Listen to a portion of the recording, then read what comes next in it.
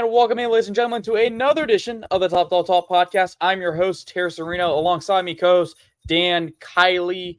Tuesday evening, we are early today with another edition of the Top Dog Talk podcast, episode 95.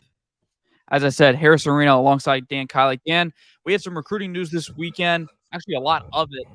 Georgia got to commit, Georgia's got to decommit, and then Georgia kind of missed on the target. Pretty big target at that one. Probably the number one target they've had consistently over those last few years in this 2024 class, maybe aside from quarterback KJ Bolden, the five-star cornerback out of Buford High School, that Gwinnett County disconnection, Dan, we're going to get into here in a minute, chose Florida State over Georgia, Ohio State, and Alabama. Dan, I just want your quick thoughts and reactions to this before we get into kind of the rest of this recruitment. What did you think? At the end of the day, a kid's going to go where a kid's going to go, and there's a million different reasons why a kid does or does not commit to the school that you cheer for. But if that's what he wants to do, then good for him. I mean, he is an absolutely talented young man. He chose a school that he wanted to go to. If Florida State is if that's the school that's in his heart and that's where he wants to go and spend the next 3 to 4 years of his life, then God bless him, and I hope he does well. I really don't know what else to say when it comes to him because, everybody was all in on Georgia. Everybody across the board. Don't let them tell you different now. Okay. Don't let them spin it. Everybody was telling you it was Georgia, Georgia, Georgia, Georgia. At the end of the day, Florida State had a better offer.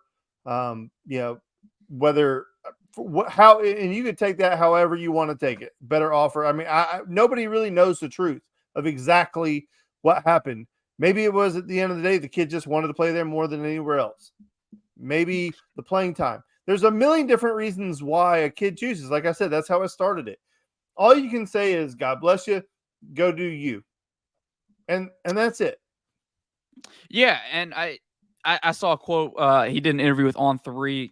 I'm assuming probably even before he did it, maybe even after. He said, Florida State was the dream school. That was where he's always wanted to go. And hey, if that's the case, good luck to you. Go follow your dreams, by all means. So I want to get down to the down and dirty in this and into this recruitment because it was a big recruitment. It was probably, I don't know, Dan. I mean, leading up to it, I was just trying to figure out. We were talking about in chat was like what comes close to this recruitment. I can't think of a prior recruitment that involved Georgia where the anticipation was, legit. I couldn't sit still.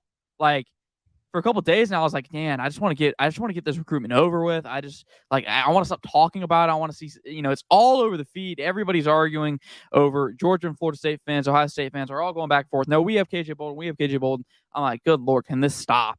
I just can't think of it. Arch Manning comes to mind kind of off the bat of the anticipation of it. But even then, it was like, I don't even remember. I don't think Arch Manning had a decision to decide before he just announced. He just put out the tweet one random day of July, and that was it. But could you think of a recruitment that even comes close to anticipation? Yeah, Caleb Downs last year. It wasn't for us because we knew the answer. For obvious reasons, we knew the answer, but everybody else thought Georgia was the spot, or whatever. There was plenty of people who didn't know that he was going to Alabama. But it was Caleb Downs. He's a bigger player, a better player. I don't think he's just a better player. And whoever got Caleb Downs last year, that was a big coup. That was a big win for Alabama. Make no bones about it. And I love the attitude of when something doesn't work out is we didn't want him or we don't care. It's like, that's not true. Like with Caleb Downs, you wanted Caleb Downs. Everybody did. And you'd be silly not to. There's certain players like that. Right. So yeah, but for me, it's Caleb because it was the most recent one. There were some other ones that were big decisions, came down the wire and we didn't always win out. Like Owen Popoe a couple years ago was a big one. And we talked about that in the chat the other day. So listen, you win some, you lose some. At the end of the day, Georgia's doing just fine. I'm more concerned about some of the other stuff than I am just about KJ Bolden. Yeah, and safety is interesting because you do mention Caleb Downs, and we talked about it privately. Caleb, there may not be a better safety prospect in the state of Georgia to ever come out of the state of Georgia than Caleb Downs. There may not be another one like him. You can make that argument, and we'll see. And I mean, it's telling because we talk about Malachi Starks a lot. You were on the Malachi Starks stream before I was. I didn't think Malachi Starks was going to start. I didn't know how much of a stud he was until he made that interception against Oregon. I didn't realize. And you were the first person that I heard from at the time that told me Malachi Starks you thought was going to start and play a lot as a freshman. I was not a believer. Not anything against Malachi Starks at the time. I was just like, DB's hard to play at Georgia. It's hard to get on the field as a freshman. You have to be, as they say, him to do it. And Malachi Starks showed it. And we talk about Caleb Downs here for a minute. Caleb Downs is probably going to play what Malachi Starks did at Georgia last year. Caleb Downs can play as a freshman at Alabama. I mean, go find me a true freshman that Nick Saban can get asked a question about, like Caleb Downs. Josh Pate did an interview with Nick Saban at Media Day. Josh Pate asked him, do you remember a safety? There's already comparisons to, this is kind of not really quoted, but talking about comparing to Mika Fitzpatrick. Nick Saban, when you bring up a freshman, any other freshman, he doesn't usually answer the question. Like, yeah, he still has a lot of work to do. Like, he's not ready to play yet. We got to get him ready. Nick Saban went out here and said, yeah, he's a good player. Like, told you he's a good player. How often does that happen? Not often. And there was a lot of talk that Caleb was the best player on the field at Alabama during the spring game. I mean, when has that ever been said? Defensively, he's the best player on the field. That's crazy. Now, the good news for Georgia is that we got Aguero, and he is right there. Like, he's right in his hip pocket. He may not be exactly everything Caleb is, but he's right there. He's in his hip pocket. Like, you can make the argument that guy is almost at the same level. So, Georgia, I'm like, yes, and that's why the KJ thing doesn't bother me, right? Because did we get Caleb? No. Do I want Caleb? Absolutely. Did everybody in the country want him? Absolutely. But we got a guy who's right there, right in his hip. Now, there may not be a guy as talented as KJ in this class, and maybe he's just by himself. Fortunately for us, last year, there were two of them. It was Caleb and Janelle. I can't ever say his name. Just Aguero. Mm-hmm. Yeah. So the guy is a freak, and he's talented, and he's getting play. You had Malachi Starks in the class before. That was a huge get for Georgia. I mean, listen, if you're being honest, and if you're a safety and you look at the depth in that room, you're probably not going to walk in and play your freshman year if you're KJ Bolden. So there's, like I said, there's a million different reasons why he didn't choose Georgia. Georgia, like Jonathan said last night, if you're going to miss at the spot, miss a safety because you're okay there. Absolutely. And, we talked about it privately. The only miss that I can think about like this that was similar in a way, and I don't know, I didn't follow recruiting as closely back then, but I didn't know what was going on kind of, was James Williams back in that 2020 class. James Williams was the 5-star safety. Williams? No, James Williams. I don't remember him at all. He's 5-star safety 2020 class. It was coming down, I believe it was sometime in July, kind of the same timeline. Anyways, picked Miami over Georgia. Shocked everybody. Like, I remember being on the Georgia Twitter at that time. Everybody was freaking out. Like, what the heck's going on? Well, you know what Kirby Smart did? And it's possible that he's going to do it again. In that same class with James Williams going to Miami, Dan, he landed Javon Bullard, who Kirby Smart has come out of fall camp, right before fall camp, and told everybody that what we do in the secondary revolves around what Javon Bullard can do. If Bullard's a safety, you got to have somebody that can play star. If Bullard's a star, you got to find someone that can play safety. That is how important of a piece that Javon Bullard is to this Georgia defense. And he was a 3-star coming out of high school. Nobody. Find me somebody who thought Javon Bullard was going to play and play the role that he has. Because everybody had their eyes on James Williams. So I'm not saying this is not meant, Dan and I, this is not anything against KJ Bolden. It's just the nature of the recruiting business. It's, KJ Bolden could very well be like Caleb Downs and go in and play as a true freshman and go on to have a great career. That's not what we're saying. We're just saying we're not ready to sit here and freak out that Georgia missed on a big prospect. Yes, it is shocking. I didn't expect Florida State to land him. Florida State kind of came out of nowhere for me, Dan. I thought if Georgia was going to lose him, it was going to be Ohio State or Alabama. Because really, when you look at it long-term wise, the only two that really compete with Georgia's history so far at DB of developing good defensive backs, it's probably those two. And I think out of the two, if I couldn't pick Georgia, I would pick Alabama, knowing that Nick Saban was there. So, not really concerning to me. What may be more concerning is what does Georgia do next? Because not too long afterwards, Dan's a little bit over 48 hours, and actually happened this afternoon. Peyton Woodyard, another safety, 2024 safety. He was committed to Georgia. He was a 4-star safety, 6x safety in the class, according to 247 Sports. Decommitted from Georgia and flipped his commitment to Alabama. That is a big one. That is big. Because as our friend Jonathan Williams reported over there on Dogs Daily, this leaves Georgia without committed safety in the class. Yes, they have DeMello Jones, but as Jonathan says, sources told him in Dogs Daily that he is going to play cornerback at the University of Georgia. Dan, I don't know what Georgia safety board looks like. I don't know a person who does, but correct me if I'm wrong, Georgia needs to find somebody at probably even at least one safety to come into this room in 2024. Well, there are plenty of guys out there. There was a couple of different options that if you went to 247, they were given a couple of different options in the article that Georgia could pursue. But again, I can end this part really quickly because I will tell you the Kirby may miss from time to time, but he always lands on his feet. Right? Kirby's a cat. He just, I mean, yes, sometimes he misses, but he always lands on his feet. So how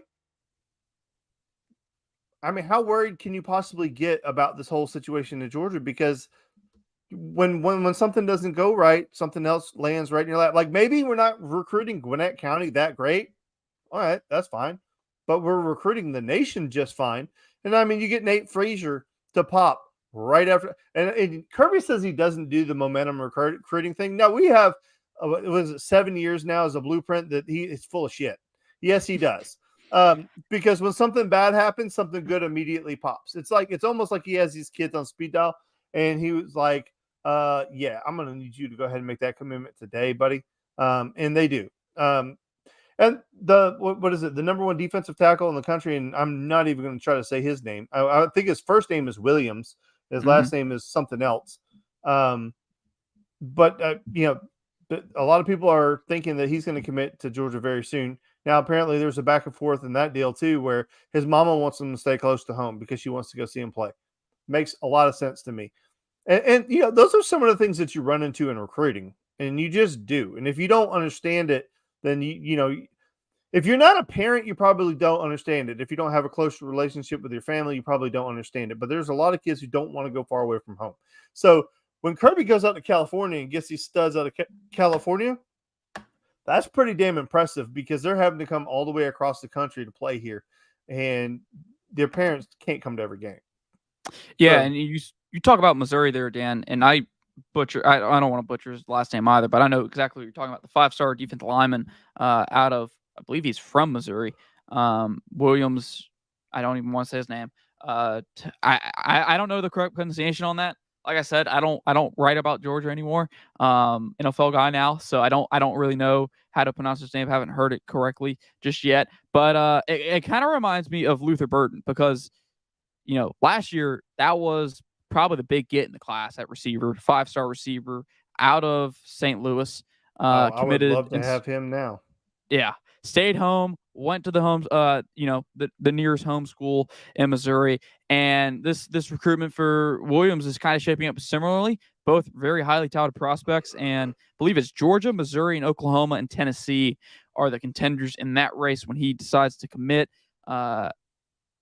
Very, very interested to watch. And also, just real quick, Missouri, if Elijah Drinkwitz, if your guy Drinkwitz can go out and land a 5-star every once in a while, don't let him go. I know you don't like going 5-7. You don't like winning 4 games a year. I know you don't like being bottom feeders in the SEC, but just submit to yourself. That's probably your ceiling. 8 wins is a great year at Missouri. Don't throw away a coach that can pull a Luther Burden just out of his backside every other. Don't do it. Just don't do it. Dan, let's talk about. We talked about the kind of losing the momentum. You lost KJ Bolden to Florida State. No matter how you spin it, it was a loss. You missed on him. Then you lose Peyton Woodyard to Alabama. Man, it's been crazy. Like Alabama has been virtually silent this whole summer. Haven't heard much about them. Yes, they've been having guys on visits. Yes, they've been evaluating guys. You hear kind of like guys, but they've almost seemed like a non-factor recently. Other than maybe the last few weeks, they've kind of started to turn it on. Then you go pluck one of the best guys, off of Georgia's commitment list, flip him to Bama. Just off the top of my head. Sorry, guys. I got off on that tangent there. But anyways, Georgia lands Nate Frazier, who, Dan, as we talked about over the phone today when we were trying to plan out the show, Georgia has, and I'm actually going to let you, Dan, kind of give us your take, what you were telling me about Georgia's, I guess, perceived way they recruit that running back position. Well, so it was kind of funny because the Nate Frazier stuff popped today, and I was listening to the radio, or not today. I'm sorry, but when it did pop, and they said that Nate Frazier is the highest rated, and he's the number 4 rated running back that we've gotten since. Yeah, they said Nick Chubb. You said Swift, and I didn't look it up, but they said Chubb. So anyway, the way that they've always kind of, in my opinion anyway, the way that they've always kind of recruited that running back position is they got the guy and a guy, the guy and a guy. And now I'm not disrespecting the second back. What I'm saying is, like, he may not be the number 2 back or, whatever, but he's like, probably a top 15 back. So it's not like he's a scrub or anything, but they go get like the star, and then they go get the guy who's going to give them quality depth. And the only time that really kind of changed was whenever they got, they went and got Todd Gurley and I'm sorry, yeah, that's not right. When they got Nick Chubb and Sony Michel, because Nick Chubb and Sony Michel were both really, really highly rated backs. There wasn't a guy and the guy, or the guy and a guy. They were both the guy. So I mean, if you go back to the Todd Gurley class, Todd Gurley was an afterthought. It was Keith Marshall was the gem of that class. He was a top rated running back. He's who everybody wanted. And Todd Gurley was this guy who was like the 15th, 16th, 17th rated running back, like outside of the top 100 or right there. And then, Todd Gurley ended up being a generational back. But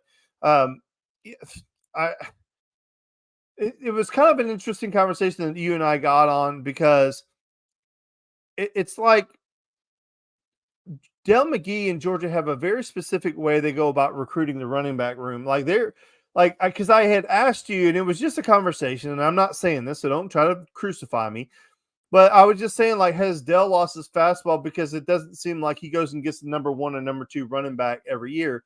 And it was just a very honest and interesting conversation. And you kind of brought up tread on the tires with these backs.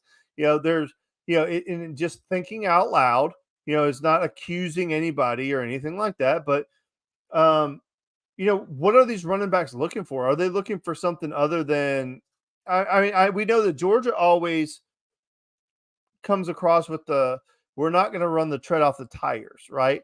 But like, are they looking to capitalize maybe on NIL, or are they looking to capitalize on, trying to make sure that they get in the first round by getting max carries? Are we kind of going backwards in time, where now these guys see that they better have a massive first contract because they might not get a second contract? It's very interesting. The whole running back position, if you look at it from high school all the way up, and a lot of times in the high school level, you have a really superstar running back who's learning to play wide receiver because they don't want to go into college or the NFL as a running back because they're afraid that they'll never make that second contract. So the running back position is just an enigma right now. And like I said, we were kicking around some ideas, just throwing out some stuff. So like, nobody's saying nothing, but like, it's very interesting about the running back and how it's being recruited. And Georgia, keeps having, they always have a back, right? They always have a guy. So I'm not worried about Dell McGee or anything like that, but it was, it is interesting. Like they don't necessarily go out and get the number 1 back every year, but they're getting quality running backs.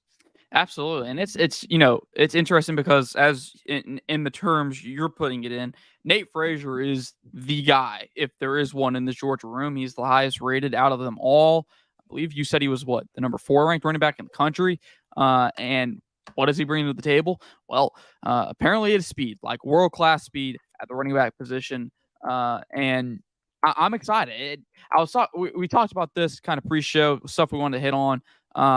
Just in my opinion, it felt like Georgia hasn't had a true burner at that running back position in a while. I think maybe DeAndre Swift was the last true burner in the room. When I think of James Cook, I think James Cook's going to be the name that gets thrown around, but I don't know if I would say James Cook had the same long speed that a Keith Marshall did, or Todd Gurley, or DeAndre Swift. I don't think he had kind of the gas mileage that those guys had when he'd burst out on those long runs. Granted, we didn't see much of them from James Cook, but kind of as he went down and got further into his career, he would burst a few of them, but he end up sometimes getting chased down. So, but Nate Frazier is a track athlete. From what I understand, this guy's going to be a true burner for Georgia in the backfield. I'm actually really excited to see what he looks like at Georgia when he gets on campus. There's a pedigree there with Georgia running back position. Everybody knows that, dating back to as far as Herschel Walker, Garrison Hurst, all the way back to the 80s and 90s. Georgia's had great running backs, and Nate Frazier's looking to be the next great one. Dan, going back to the guy and a guy approach, it's kind of different this year. They don't have the guy and a guy. They got what we would say the guy, and they got some dudes as well. 2 other dudes, 3 running backs in the class. Pretty crazy. Chauncey Bowens, Dwight Phillips Jr. Dwight is listed as an athlete. I learned that out when I was looking through the commitment list, trying to find the names of all the guys, make sure I spelled them correctly. Listed as an athlete. I'm like, oh no, that's a running back right there over according to 247 Sports. Dan, all of them pretty highly rated. I believe Nate is a 5-star if I'm not mistaken. No, maybe a 4-star. It looks like a 4-star according to 247 Sports. But you got 3 guys there in that room to bring back some depth after losing. You lost James Cook and Zamir White in 1 year after 21. You lost Kenny McIntosh last year. And then this year, you're supposed to lose potentially, I believe, Kendall and Dejan Edwards. Well, it's time to reload, Dell. Absolutely. 3 running backs in the class. Dan, let's get into hot topics of the night. Dan, the Nike Pegasus of Georgia's Nike Pegasus came out. Not a bad shoe. My immediate reaction. What fan gear are you looking to buy this season, and what's the line you draw? What's too out there? What's not good enough for you? So for me, it's the same thing every year. You can ask my wife because she gets upset every single time. As soon as the new coach's polo drops, I'll get those. The coach's sideline gear, like the jackets and windbreakers and stuff like that, when they drop, I'll get those. So every year I try to get the coach's polo, whatever the coaches are wearing on the sideline, and then I also get the hood, the windbreaker. I don't go really the heavy jacket. I do have a jacket or whatever. And I did buy the shoes one time. But then, like, when you put all that stuff on, you kind of feel silly about it. Like, for me, you cannot change my mind.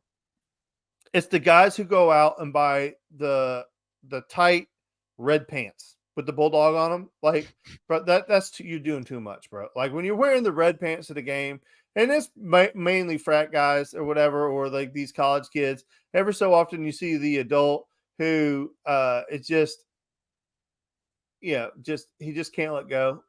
And, like, I don't, it's the red pants, Harrison, like the tight, skin tight red pants that these guys wear to the games. And, they all have the same haircut. It's like, you can see these guys from a mile away. That's it for me. That's too much. Yeah, bro, just too much. Definitely too much. Where I draw the line, Dan, is the camo stuff. I don't think red and camo goes together, like, at all. I don't buy it. Kind of like you, I like the coaches' polos. I will definitely buy those. Wasn't a big fan of last year's coaches' polos, but I'll ride with them. I don't like the stripes. I didn't like the stripes this year, but I believe it was the 2020 polos, 2021s, pretty good. Liked them. Usually buy those. If the Zoom Pegasus look good, I will get them. Like this year's, I would cop automatically. I think I got them 21 or 20, whichever ones were the red and black ones. With, I believe they were. Sorry, I forget what their color scheme was. Anyways, yeah. Most years maybe, but last year's Pegasus I did not like at all. They were ugly last year. Yeah, they weren't good this year. I like the white this year. The white and red goes well together. They look cool. Definitely going to get them. They kind of match everything. So I would definitely buy them. Dan, hot topic is Georgia related. What Georgia player do you wish we could have seen or would have seen the best version of? Now, this isn't because they were a bust or anything like that. This is more speaking, just maybe maybe they peaked in the pros, or maybe injuries just held them back from truly getting to that third year that we thought they could have in coming out of high school. It's kind of funny because you thought you knew my answer and I thought I knew your answer, and we were both wrong. For me, it was Zamir White, because when Zamir White was in high school, all of the talk coming out was that he was Adrian Peterson. He was everything that Adrian Peterson was. He was as fast, as big, as strong. And like you said, this is not meaning that like they were a bust or anything like that, because Zamir White ended up being a very productive back at Georgia. I really wish we could have seen the pre-injury version of what Zamir White was supposed to be for 3 years or 4 years at Georgia, because I think that guy could have reset the record books. I really think he was that good coming out of high school.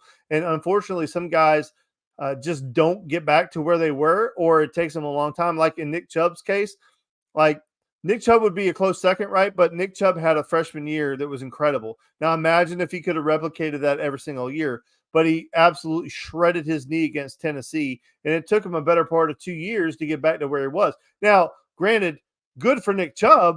He got fully healthy in the NFL, and he is absolutely shredding people apart at that next level. But for me, it was Zamir White, and it's not really particularly close, because I feel like everybody in the world was cheated out of what he could have been. And if you were going to say a non-Georgia guy, the exact version of that would have been Marcus Lattimore up at South Carolina. He was that guy too, like where I think he was a once in a lifetime special guy. And I think Zamir White could have been that too. And that was just unfortunate. We never got to see the full version of what he could have been. For me, this one was tough because I originally wanted to go with Keith Marshall, because as Dan said, Keith Marshall was highly rated coming out of high school. North Carolina native, former North Carolina native. The number 1 overall back. Yeah. Shout out to the North Carolina native. But I changed my answer mid-conversation because I asked Dan, what's the stipulations here? And mine's Matthew Stafford. Now, Matthew Stafford was not a bust. Don't get me wrong. First-round pick, not a bust at all compared to when he came out of high school. But, he never peaked at Georgia. Like, this is a guy that was just built for the pros. Like, he was always going to be a better pro player than he was in college. And I just wish we could have saw him at Georgia at his best, because that would have been hella fun. Just watch. Just never got to see that. That's somebody that was just built for the pros. One of those quarterbacks that are always going to be better in the pros than they are in college. And that's what Matthew Stafford was. Not to say he didn't have a great career at Georgia, because he did. Had a good career at Georgia. Won the Sugar Bowl 2007. Probably should have been a national championship year. Many would say, but just wish we could have saw him at his best. But like I said, if I had to pick a second one, it would definitely be Keith. So it's kind of funny that you say Matthew Stafford, because there was an interview with him when he was in the pros. I don't know. I think it was in Detroit. I'm not really sure. Maybe it was in LA. I'm not 100% sure when he said it, but he came that close to saying that he didn't give a shit while he was at Georgia. I mean, basically what he said was he had wished he knew then what he knows now, and he wished he would have prepared the way he does now back then. But I mean, he went real close. But anyway, so that is our hot topics. But let's get to the funnest part of the night. And Harrison, I hope you are starting to sweat, because, my friend, I think I am going to put you in a precarious position tonight. I hope you guys are watching. I hope you guys lasted this long. This is going to be a lot of fun. My blind draft for Harrison tonight, Georgia running backs. And you're on mute. You are such a rookie. Sorry, my phone's blown up, so I was trying to mute it so it's not vibrating against the table. Dan, I didn't know where you're going with this one. I thought we were going to be rating. I don't even know. I thought you were going to do logos. Thought you were going to do. You want block number. You want number. Like, whoo. Nope. All right, let me Georgia get this pulled up. Running backs. Let me pull up the ranking sheet so we can track it. All right. Just 1 through 8. I got 8 names for you. For our podcast viewers or listeners, I should say, if you want, I recommend the viewing experience, because nothing like seeing Dan Kiley's face once a week in your life. And you can also see the blind draft rankings visually. So come join us over here on YouTube at Top Dog Talk. Find us over there on YouTube. Come subscribe, like, and subscribe for more blind drafts, more Dan Kiley, and yes, more hot topics. Dan, take it away. So there is a stipulation that I will tell you. These are running backs that you know of. Okay. Ooh. So there is no Charlie Trippy. There is no Frank Sinkwich. Okay. So Okay. These are running backs that you know of. Okay. You ready? Yes, sir. Let's get Here we go. I hope you're sweating. Number 1, Robert Edwards. We're gonna start it out hot. All right, let me think. I'm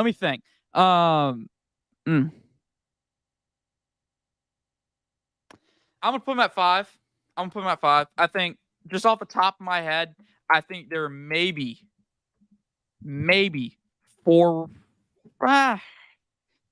There's a few running backs I put above him, but I know you're about to give me somebody that just deserves that 8 spot. So I'm gonna hold out here. I'm gonna go for the middle. I think Robert Edwards, great back at Georgia, solid career at Georgia, but I'm going at 5. All right, it's not gonna get easier.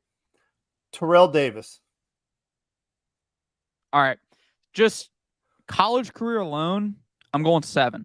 Now, if he played like he did in college, if he played like he did in the pros in college, he did. He would be top Georgia. 5.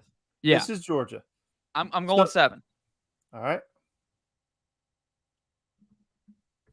Shout out to the 2-time Super Bowl MVP, by the way. Okay. Number 3, DeAndre Swift. Ooh.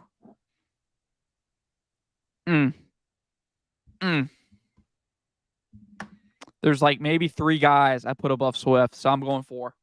Okay.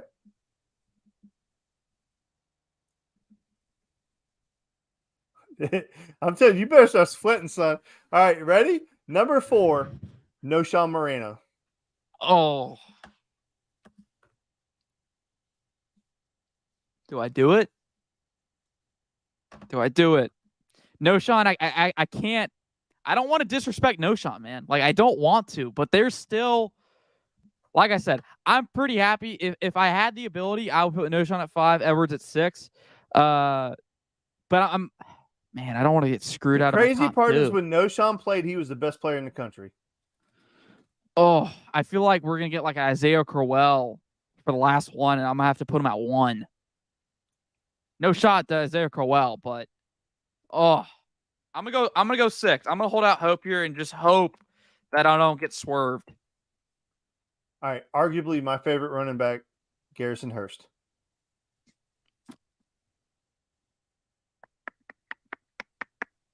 We'll go 2. Or not 2. We'll go 3. I wasn't old enough to watch Hurst, but I've seen clips of him. Dale McGee just posted one. Yeah, I can't disagree with that. There's maybe, in my opinion, maybe 4 backs better than him, but I can't change these rankings, so I'm going 3. All right. The next up, number 6, my favorite Georgia running back of all time, Todd Gurley. Number 1. Gurley. Number 1. I'm happy. I held out hope. I was like, give me Gurley, give me Herschel, give me Chubb. They will be my number 1. I'm just going to go ahead and take it, Dan. I'm not old enough to have watched Herschel Walker. So I don't know. I've seen clips of him. But by God, did I watch Todd Gurley. And Todd Gurley, if you ever want to come back to Georgia, just go ahead. Just make your way back on my TV screen. You are my number 1 back on this list. All right. Number 7, James Cook.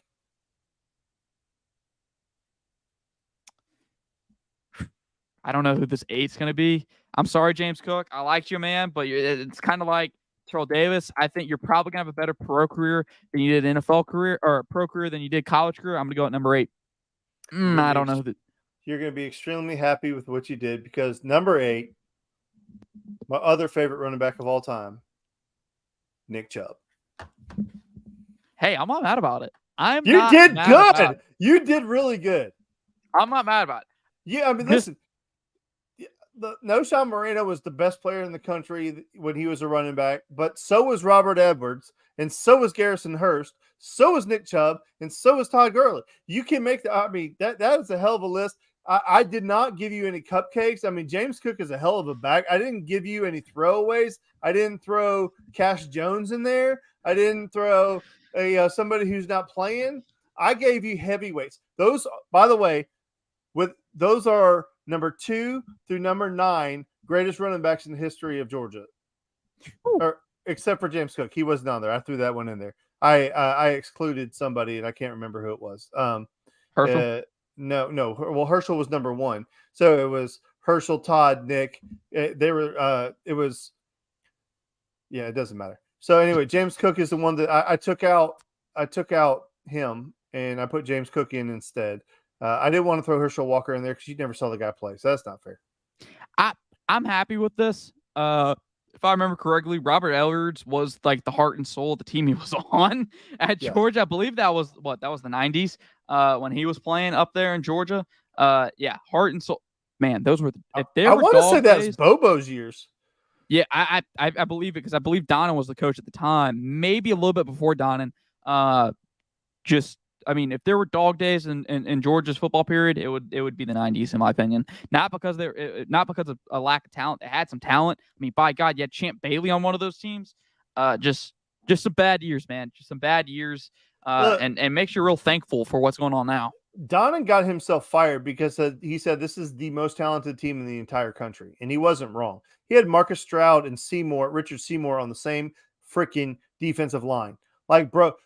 Oh, that team was so ridiculously talented, and I mean he wasn't wrong. But Donnan was always loved in Georgia, and like he never left.